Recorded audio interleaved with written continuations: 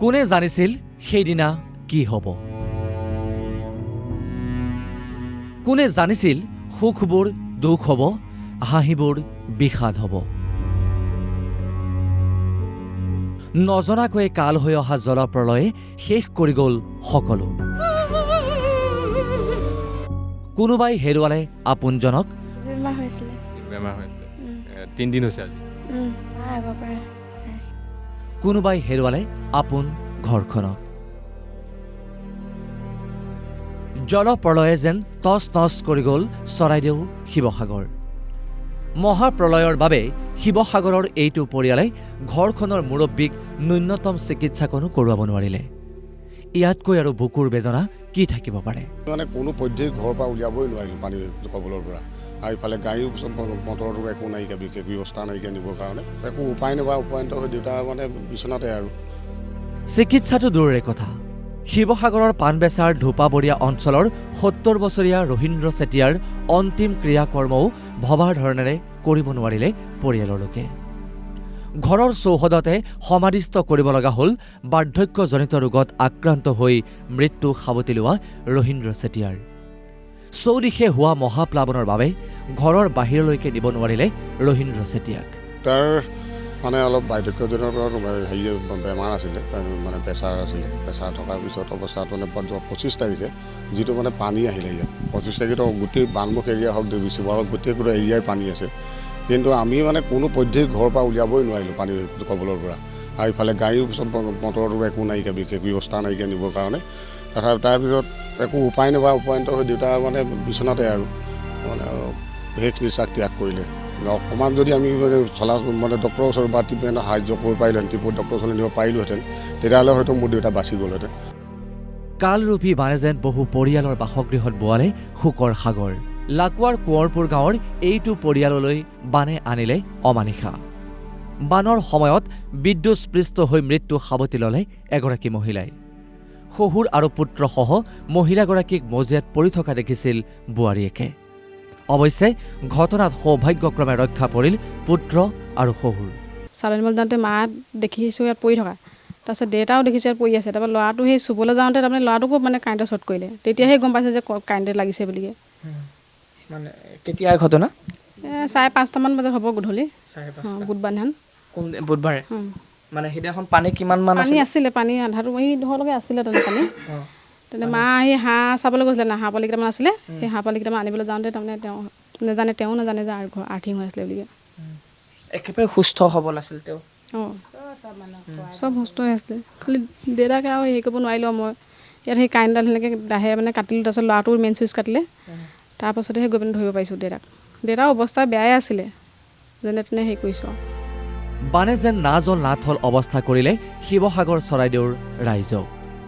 বিহুবৰৰ ঔগুৰিজানৰ এইগৰাকী 7মহীয়া গৰ্ভৱতী মহিলা 9 দিন থাকিল আশ্ৰয় শিবিৰত। এতিয়া ঘৰলৈ ঘূৰি আহিছে যদিও ঘৰখন ঘৰ হৈ থকা নাই। নাই টকা পইচা, চিকিৎসালয়লৈ যোৱাৰো নাই সুবিধা। আজি হওক 9 দিনটো তাতে থাকিলোঁ, তাৰপিছত ইয়াত আহিছোঁ আৰু থাকিবলৈ যেনে তেনে বোকা চোকা হেৰিতে তেনেকৈ আৰু এনেকৈ ঠাণ্ডা হৈ থাকিবলগীয়া হৈছে। আৰু এনেকৈতো সুবিধা একোৱে পোৱাই নাই। তাত পৰা আহি মেলি ইয়াত হৈ গ'ল আৰু 3-4 দিন। যদি হস্পিটেললৈ যাবলগীয়া হয়, কিবা হয়, তেতিয়া কি কৰিব? এতিয়াতো এনেকৈ একো হেৰিয়ে নাই আমাৰ যাবলগীয়া। যেনেকৈ এতিয়াতো যেনেকৈ চবটো গুচিয়ে গ'ল, ঘৰৰ বস্তু পাতি। এতিয়া টকা পইচা হাতত নাই, কিবা এটা কৰিবলগীয়াও নাই। আৰু এনেকৈ চিচুৱেশ্যন আছে, আগৰ পৰাই কাম নাছিলে আমাৰ গাঁৱটোত। এতিয়া আৰু এনেকৈ বানপানী হৈ গৈছে, সেইটো কাৰণে আৰু অসুবিধা। বানত এইদৰে তছনছ হ'ল চন্তকৰ এইটো পৰিয়ালৰ ঘৰখন। শুবলৈ ঠাই নাই, বহিবলৈ নাই চকী। এক দুৰ্বিষহ সময়ৰ সৈতে যুঁজ পৰিয়ালটোৰ।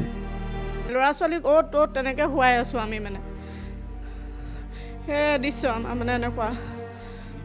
নিশা বাজিছে আৰু ইমান 12 দিন হৈ গ'ল। 12 দিন হৈ গ'ল এনেকৈ য'তে ত'তে এনেকৈ শুই আছোঁ আৰু মানে। বিচনা এখনো নাইকিয়া মানে, আমাৰ চকী এখনো নাছিলে মানে বহিবলৈ, চব মানে উটুৱাই লৈ গ'ল।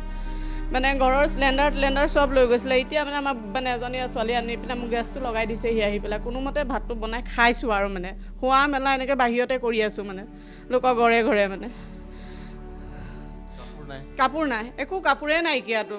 মোৰ ল'ৰা ছোৱালীৰ কিতাপ পত্ৰ এনেকৈ কাপোৰ কানি পিন্ধিবলৈতো নাইকিয়া মানে মোৰ ছোৱালী বহুত ভয় খাইছে সেইকাৰণে মোৰ মাৰ ঘৰত পঠিয়াই দিলোঁগৈ মোৰ ছোৱালী মানে তাইতো কানিয়ে আছে আজি এসপ্তাহ ধৰি মানে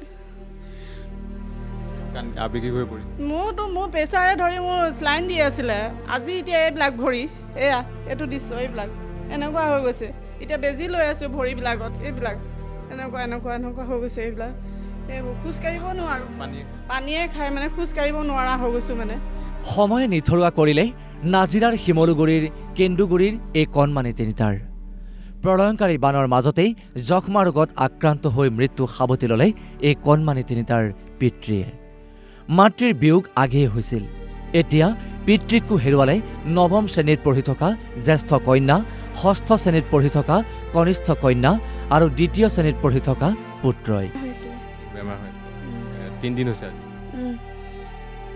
মা আগৰ পৰাই নাই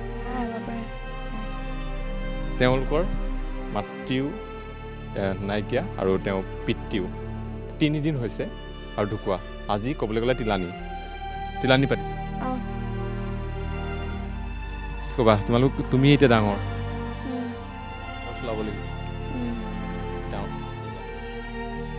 কি কৰিম মানে প্ৰতিজন বানাক্ৰান্তৰ এতিয়া এটাই হৃদয়ানুভৱ কাহানিও নালাগে আৰু এনে দুঃসময় ব্যুৰ' ৰিপৰ্ট অসম লাইভ 24